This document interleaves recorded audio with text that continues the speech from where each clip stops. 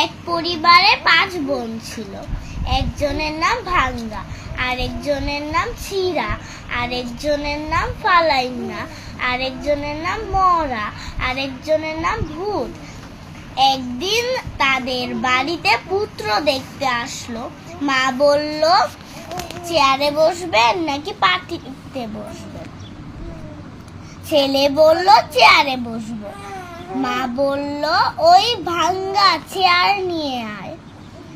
ছেলে বলল, থাক, পাটিতে না থাক, পাটিতেই বসবো।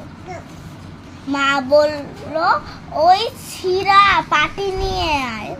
ছেলে বলল, না থাক, আমি মাটিতেই বসবো।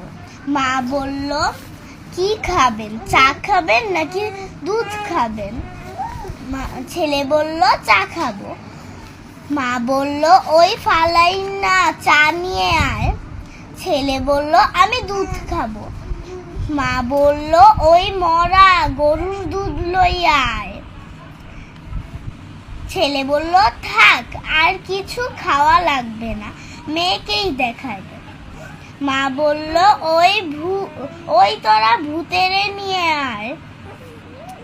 তা শুনে ছেলে বেহুশ।